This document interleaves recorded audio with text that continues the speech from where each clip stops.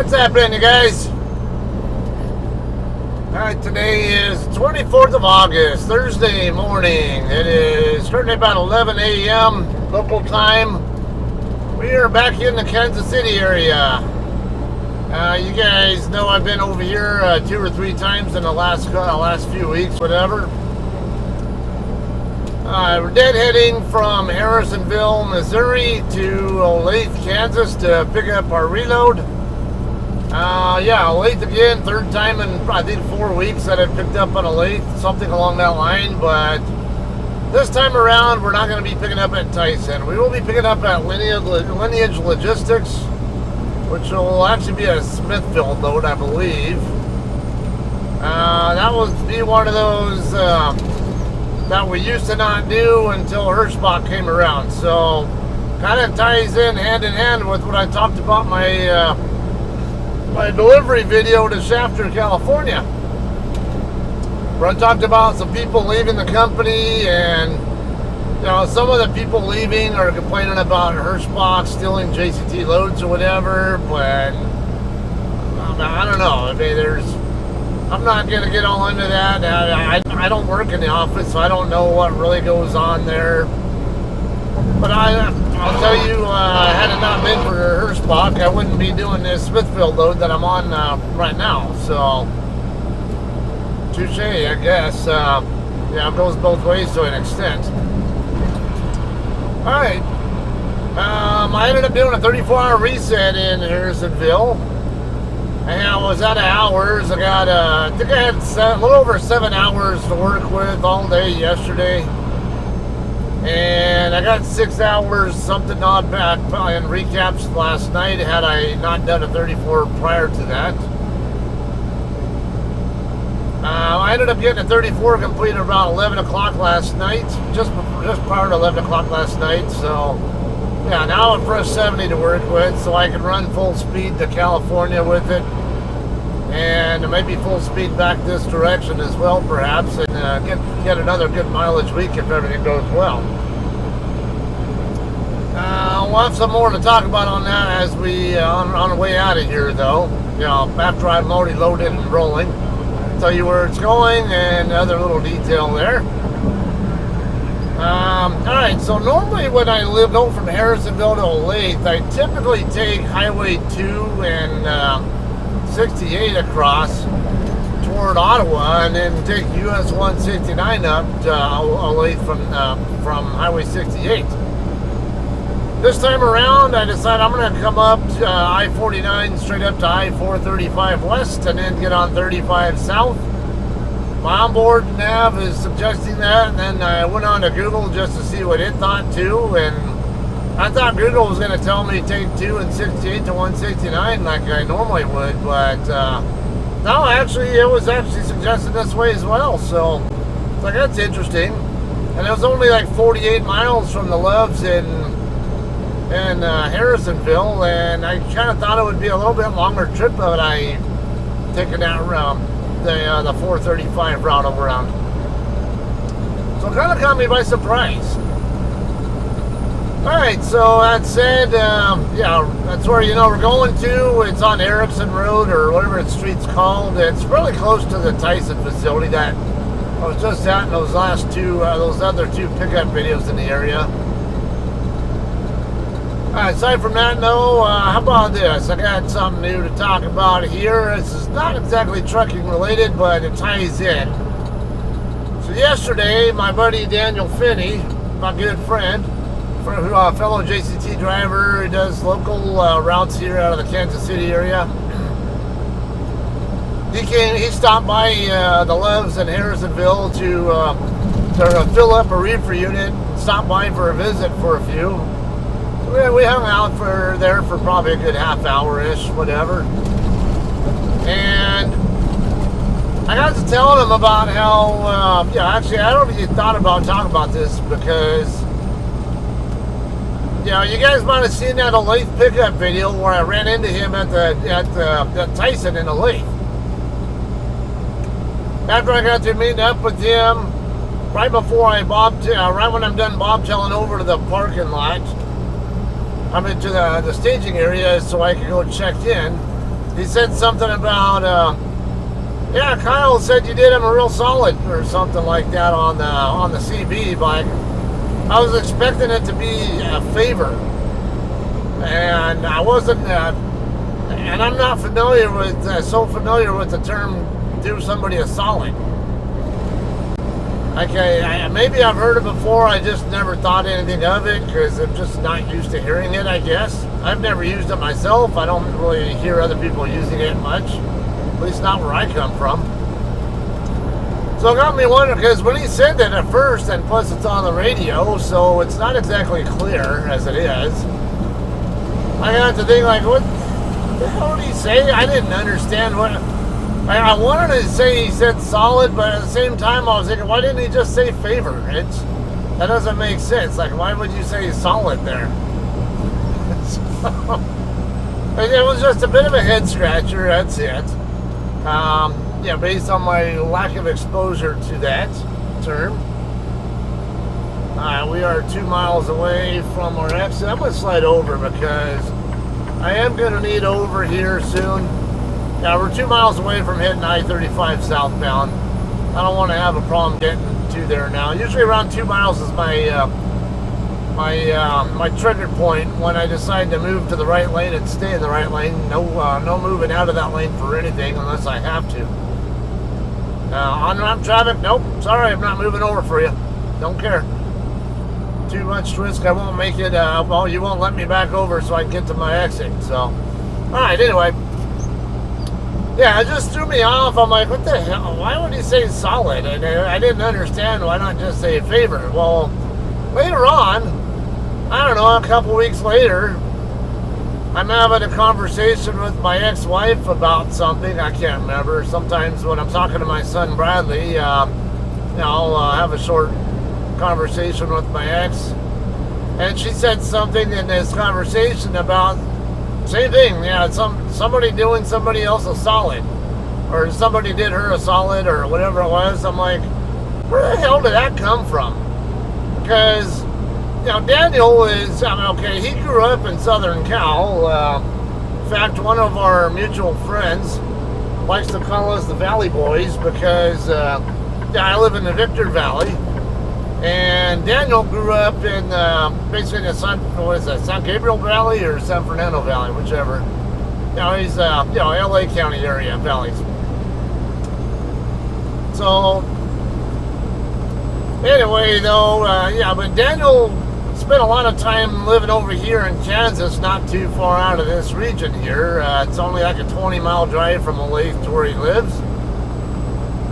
So I thought maybe it's a regional thing or something, because Kyle, the guy who he was relaying the message from, because Kyle had said that about me to Daniel, because Daniel told him, hey, I see Scott Zane's here. And then Kyle, because he works strictly with Kyle, who's the planner for this area. Kyle was telling me, hey, tell him thanks, he did me a real solid for helping out on a load, whatever. It turned out it was when I was at home and Bobtail, and I ended up bobtailing over to the Hesperia Pilot to recover somebody else's load. They just didn't have the hours to get all the way to Long Beach with. Their 70-hour clock was lacking. All right, 11 miles to go. We're getting on to 35 south now. So yeah, the hours were lacking. I ended up recovering the load, got it delivered, albeit a little bit late, but I was still able to get it delivered on the delivery date for them. And so yeah, that was the context of what was going on there. And so my ex-wife saying the same thing, and now it got me thinking, like, where does this come from? Why do people say this? Where do they get it from? And all this other stuff. Now, mind you, my ex-wife and I are like on polar opposites when it comes to analytical stuff. Good woman there, but yeah, I'm very much a very analytically minded guy, and that would actually drive her crazy. And she was more of a I don't want to I don't sugarcoat, but at the same time, I'm not trying to talk bad about her because, like I say, she's a good person.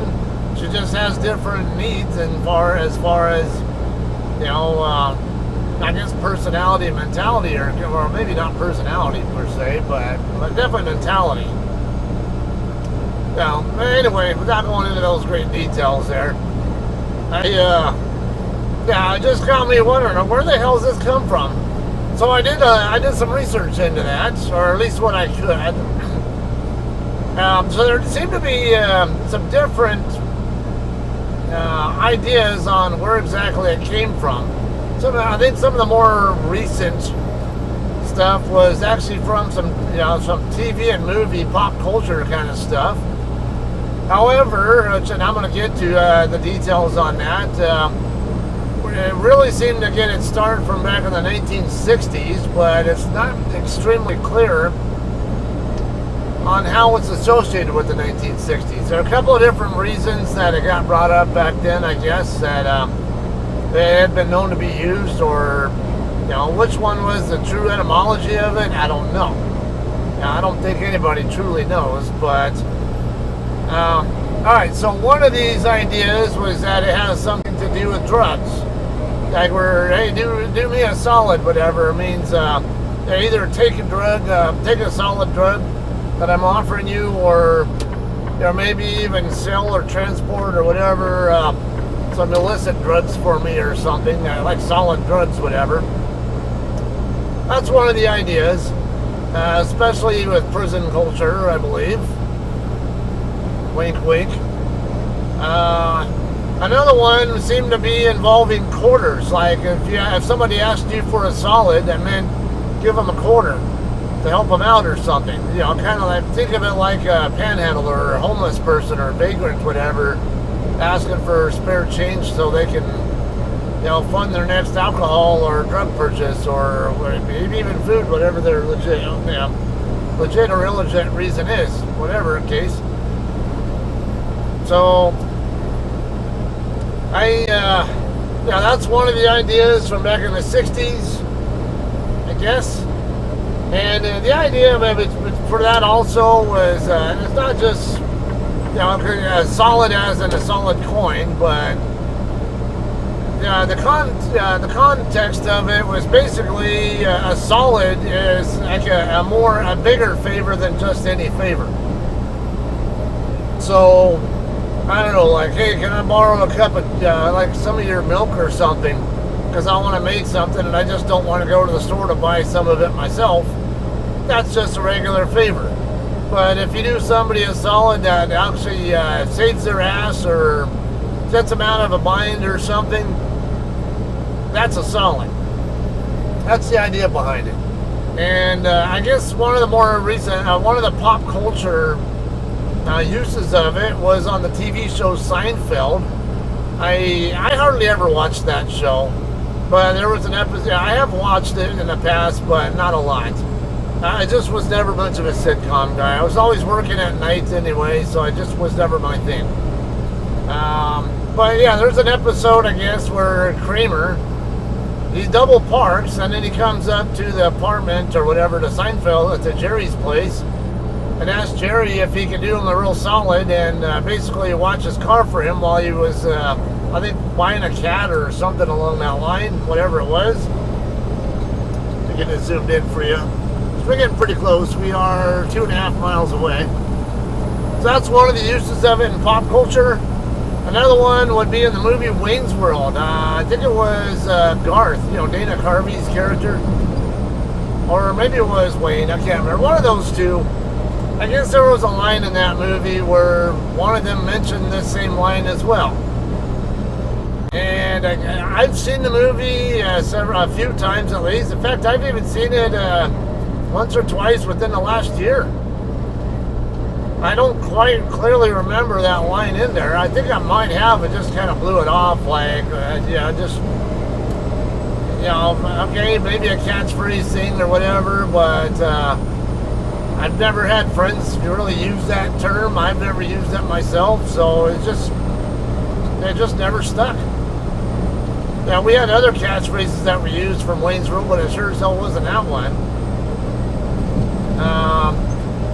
Alright, so those are a couple of ways that I got used in pop culture. Now I'm curious to know what you guys have as experiences with it. I'm especially interested, what's your age group? Because I do wonder if it's, because of that pop culture thing, is it more of a Gen X thing than anything else? Is it regional? Now, did you hear a lot of people use it in certain parts of the country and not so much others? My ex-wife said that she's heard people say it in California, and but honestly, I don't really recall hearing people use it there. And I mean, I was actually wondering if the people she heard say it in California might have heard it in maybe people who came from other parts of the country and were imports into California from other states or something, where it was more popular. Okay, 159th Street here is where we're going to be exiting. So, yeah, I'm just, what are your experiences with it? Put it in the comments section. What generation are you part of, whatever? Where did you first hear it? Was it from one of those pop culture examples that I mentioned to you, or was it something else? What region are you in, whatever? And also, if you're not an American, maybe like Lisa or Tom. I don't know if Tom even is. I haven't seen Tom around in a while, but Lisa, perhaps if you see this, have you heard that term before? Do you guys even use something like that in the UK at all?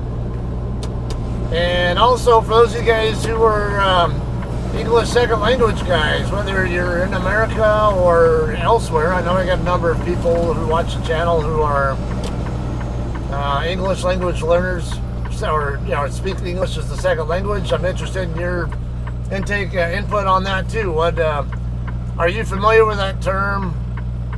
Has it ever been used in conversation with what English you know or have used or whatever? Yeah, I'm just real curious. Alright, we're going to make the left turn here on 159th. Well, it says Lone Elm Road right there, but it's going to turn into 150. Well, actually on the other side. It's 159th, but we're actually going to make a right turn on the 167th. So we'll stay here behind this dump truck. I don't know where he's going, but I know just over a mile away is where I'm going to be making a right turn on the 167th. Basically to circle around clockwise into Lineage's facility. Get zoomed in here on my map view once we get up to this light, or maybe when I'm not in a position where I have to sit and watch these guys.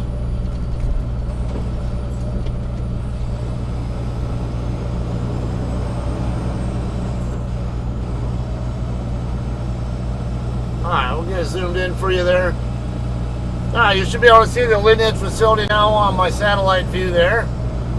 So I said we're gonna skip past this this light right here, and then the next one down should be 167th. That'll be where we're gonna make a right turn.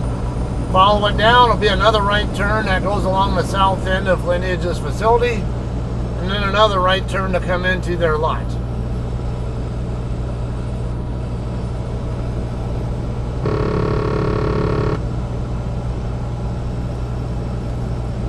While we're at it, I'm a little bit behind on getting stuff updated and posted. I still haven't, as of this recording, I haven't posted my Harrisonville delivery video yet.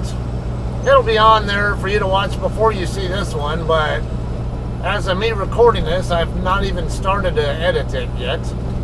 But now on my Clips channel, I did post a compilation of my, which one was it? The Olathe Shafter route. The things I saw while trucking compilation there. Some, it's not all of it is like, it's not necessarily dramatic stuff. Some of it's just interesting things I saw. Like one of them was a hotshot driver with a trailer that had a Citroen 2CV car on it. Which I guess is it looks like a classic car, but I guess they started building those in 1948 or something like that, from what I read into, and They quit making them, I think, in the 1990s, if I recall. It was just an interesting vehicle, and there were a couple of a few incident scenes in there that were that you might want to check out as well. Not actual crashes, but oh yeah, some of them are crashes, but not me actually watching them happen, if you will. All right, so this big green building, well, actually the white building with the blue, green, and whatever, like the 3 stripes on it of different colors. That'll be Lineage. That's where we're going to. It's kind of funny because we even still have to spiral around the building too. We'll go through the guard shack, and then we'll go up to the north end of the building and spiral around to the south side of the lot just to even get in there at where we check in at. Alright, it is 11:19 right now, so we're actually getting here a little quicker than I was expecting to be here. I thought I was going to be here closer to 11:30-ish. Alright, here we go. Actually, okay, I kind of lied. I forgot about this extra turn here. We're going to make this turn onto Erickson Street, and then it'll be a left turn into Lineage.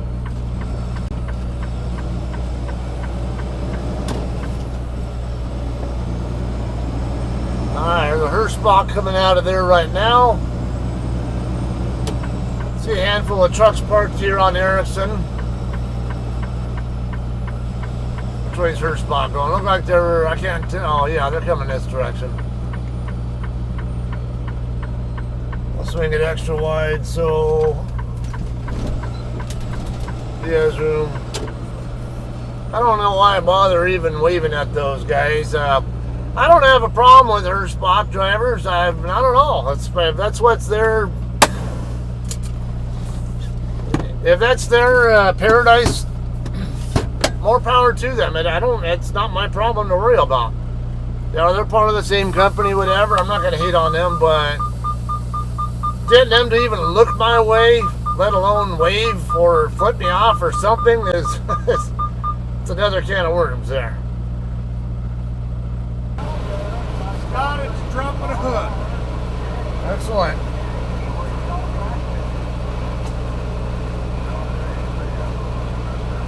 That's a pleasant surprise. I've got some empty spots on the back side over here. Drop in there and then all the way around to the traffic office. Thank you, sir. Appreciate it.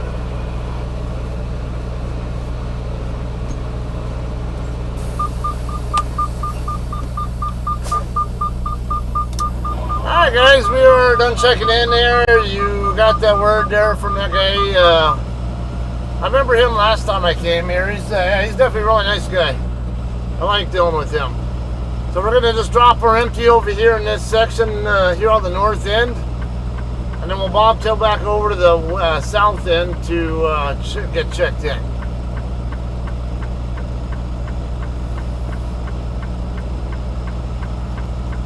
I'll just pick in. Now it's super wide lane here. You can get a straight back setup no matter for either side. I don't know if they have a particular arrangement that they want. Let's see what they have here. It's, I don't know, I'll just throw it in, I guess, somewhere, but I'm not sure it matters. I guess I'll just put it right here next to this prime once this day camera goes by.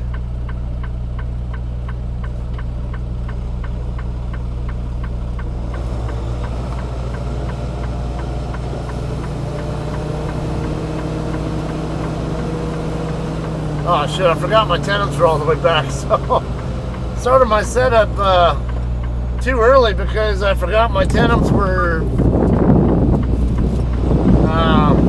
all the way back and not in their normal spot. It's alright, I can work with that still. Just pointer right there, straight back, and then now Tandems are starting to square up with the spot. Start angling it back the other way.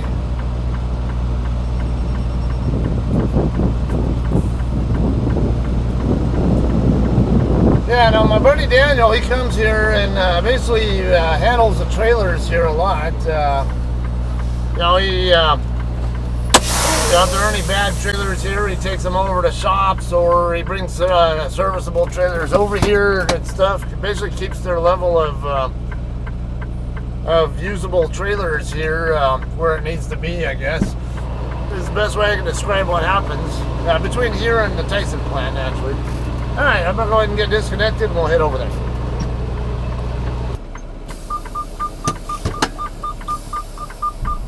Alright guys, so we're going to have to change to a different spot here once this bobtail gets out of the way. I didn't realize until I was already in the spot, and basically I was putting I had one load lock already inside the trailer, and I put a second one inside because they do load your trailer from they do open your trailer doors here from the inside of the building. So I was putting a second load lock in. While I was back there, I discovered there was a sign back there saying Smithfield private fleet only. So we'll go ahead and pick a different spot here. I'll drop it over here in this spot here next to this other JCT. This time I'll go 2 spots past because my tandems are all the way back.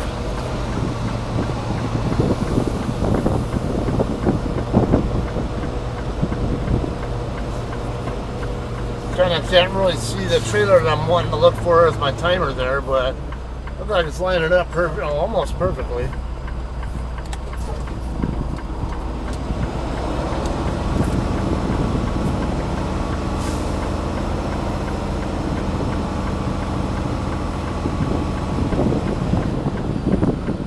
Alright.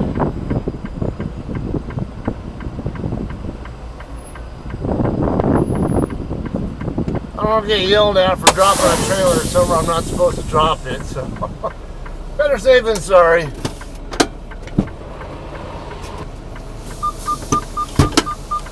Alright guys, we are now just gotta wait on the shag driver to go by. I'm also dropping my airbag, so pull away from that trailer a little bit more smoothly. Maybe don't lose so much of my fifth wheel grease to it either. And I just got a PM done on my tractor while I was hooked to this same trailer, which included getting lube done. Just got word your load is ready. Alright, perfect. I was wondering about that because he told me it was a dropping hook. I figured I'd come around the other side and see if there are any JCTs sitting in the dock doors that would drop trailers sitting in the dock doors. That might give me a clue that it's perhaps getting loaded or something, but if it's already ready to go now, even better. Be quick and out of here before it gets too late in the day.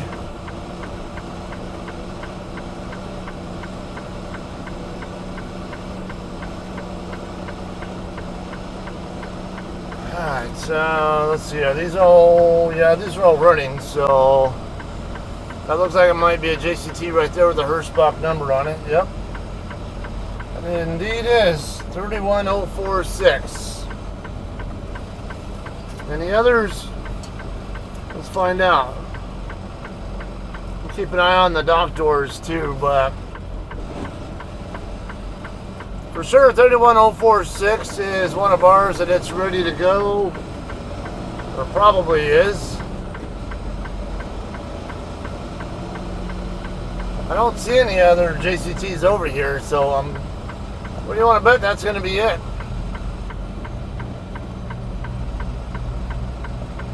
Yeah, I don't see any of ours in the dock doors at all, so, and none of these are ours, so yeah, none of them. So yeah, I'm gonna guess 31046 is probably ours. We'll find out in a second here, though. We're gonna come right over here to the shipping office and get the answer to that question.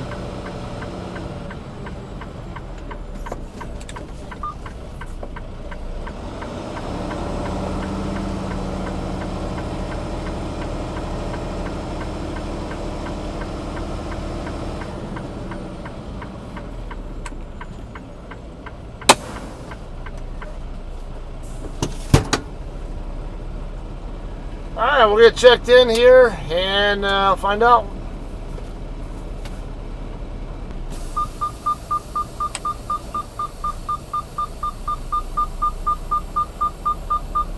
Alright guys, we are ready to go hook to our trailer. Just gotta, this guy looks at his Hirschbach driver, look like he's about to get out of his truck though. I don't want to pull away while he's kind of half in and half out doing whatever he's doing. Alright, yeah, we'll let him get by first. I don't need to be in a big hurry where I create a safety hazard for people that doesn't need to be created. Alright.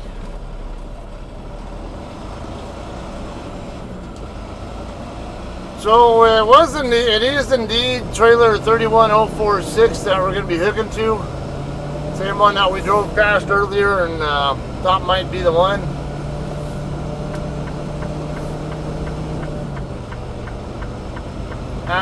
Inside there, there were three people working. The middle window was there was a white girl with like a bull ring type nose, nose ring. I've seen her before, but I was dealing with another lady, black lady wearing a Aaliyah, the singer Aaliyah sweater. Her hair done up in a bun. Very nice, very friendly, very positive experience with her. So, yeah, no complaints whatsoever there. Very good conversation. Yeah, well, wasn't able to do much conversating. Doesn't have to be, but even just a little small talk tells me about how sociable someone is, even if I'm just some random guy coming in there to pick up my load. I always love it when I have someone like that who's at least shows that they have some social skills. So, big kudos to her. Actually, both her and the guy at the garden shack, who I remember doing. I might need to go. Stupid thing. Trying to get it to seat in. I thought I was going to have to pull forward because I thought maybe I was a little bit too far off to the right of the trailer, and maybe that had something to do with it. Because sometimes, because the fifth wheel and, the left butt cheek part of it, I guess is what I would call it. I thought maybe I was lining up the kingpin with the left butt cheek on my fifth wheel and maybe had to slide over just a little bit more or angle at a different, come in a different angle, whatever also works. But got it in. Naturally, though, these trailers do tend to sit left side bias, like where I see more of the left side of the trailer than I do the right. I'm not sure why that is, but it is. Alright, let me get this hooked up, pre-tripped and all that, and we'll get out of here.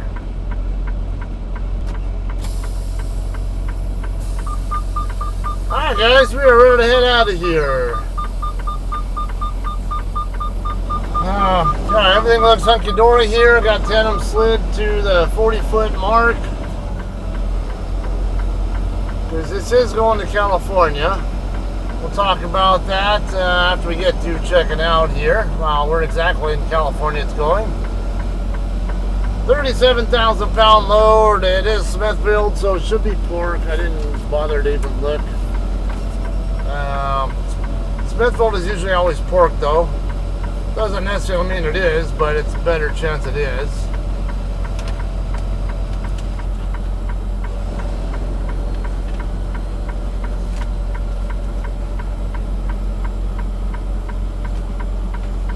I guess.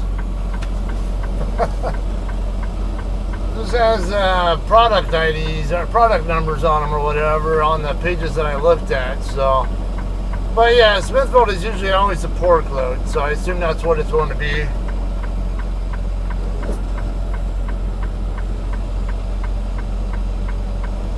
Guess we'll go this way around in front of Raider Express.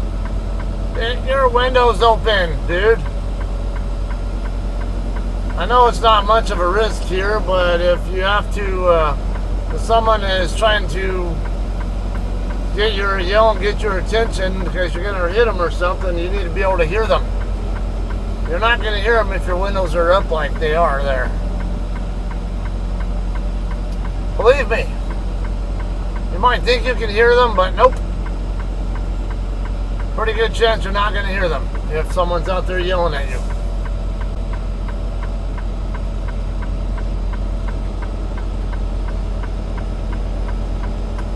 Alright, so yeah, 37,000, so it's on the heavy side, really just enough to where I want to scale it. My load gauge here is given indication of about 32,000 pounds on the drive axle, so yeah, it's getting kind of up there. I'm definitely going to want to scale it. There's a state scale just south of here, but actually right after I get past this first exit, when I get on the freeway there's a state scale right after you get on the freeway there, so if you're concerned about dealing with that scale, there's a 7-Eleven. Hello. Thank you, sir. Thank you, driver. Have a safe trip. Thanks, we'll do, you too.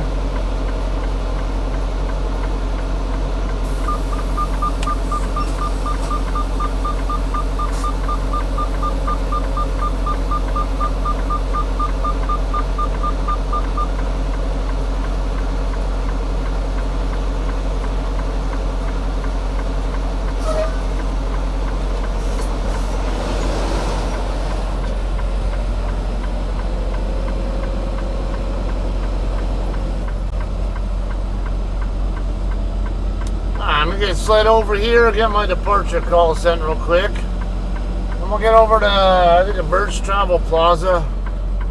And scale it over there, because I'm not worried about backtracking over to a 7-Eleven. It's not that far from the 7-Eleven, but the probability of me having a weight problem is very, I would say, not super high. And I can always slide the Tandems if I need to. Just tell them I just picked it up right here, so. Alright, we're ready to roll here. So I don't have the map up because it's a longer view. Let's see. Now turn left and then turn left. Just got word your load is ready. That's not now turn left and then immediately turn left.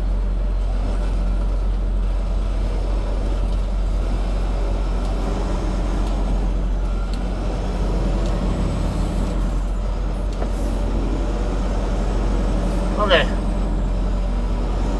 Alright, so where we're going to next is to Colton, California, to deliver to the Sam's Club distribution center there, basically the Walmart DC that I just picked up that last load from. Told you we go there a lot. No complaints there. Yeah, if I do that back and forth, it's, I mean, I get a nice 3,000 plus mile, yeah, a little over 3,000 mile week, so I have no qualms at all with doing that on a weekly basis, or, well, maybe not every week, but on a regular basis. It's not a bad route. It's not difficult or not overly stressful. Not like trying to go into New York City or something. And obviously, with me living in Southern Cal, I have a preference for going that way. Alright, let me pull up my map though for myself. I don't remember if I can, actually, you know what, I can, that's right, I can always bypass the scale and go south on this, on 169th or whatever that street is that I came down this 167th, and take that down to the next street down, and then I can follow that across, and there's an interchange to I-35 right there. Can't tell if there's stuff there. I just can't tell if there's anything truck related there. So that is one way to go around the scale. And there's a truck right there, so it's, I mean, it's a well, he's a bobtail, or no, he's got a dovetail, doesn't he? Step deck, okay.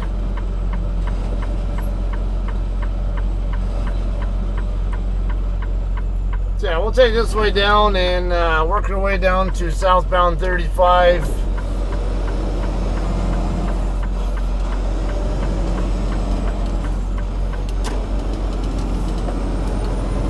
That way there can't possibly be any problems with me having scale issues, and then not to mention this week's Blitz Week too. Don't tell anybody I'm dodging the scale here. Well, I mean, I kind of have a legit reason to be on this street anyway. It's not like I'm really trying to dodge a scale. It's just, yeah, I'd rather make right turns than left, and this is all right turns to get back to the interstate from where I picked my load up from. So, yeah, we'll go with that. Now, right down the street here, we're going to make a right turn. That'll take us right to I-35. There's an interchange right over there with, I think, a Walmart, McDonald's, Great Clips and stuff over there. And then I'm going to get on southbound 35. I can either stop at that TA Express over there. Damn, I can't remember the name of that town there. I want to say it starts with an E. If I recall, they have a Catskill there that you can use, or you can also go to Bert's Travel Plaza. It's, I believe they have one there too. Let me double check it. I've stopped at Bert's. I usually do stop at Bert's. That tends to be where my preference is for, but I only tend to be there briefly. But I thought I might have used them for scale last time I was there. All right, straight ahead is no trucks allowed.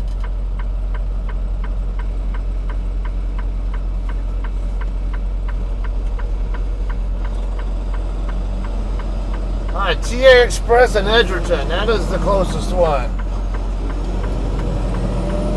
Yeah, that's the one I was talking about. TA is actually even closer than Bert's, so, man, it doesn't really make a big difference there. I can stop there, I guess.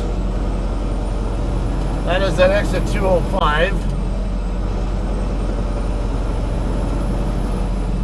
So, yeah, that'll be that's where I'll go. The 7-Eleven up there off of US 169 and I-35, right here on the north end of Olathe. That's the closest one. It's only 3.5 miles from my current location. But like I said, I want to go south.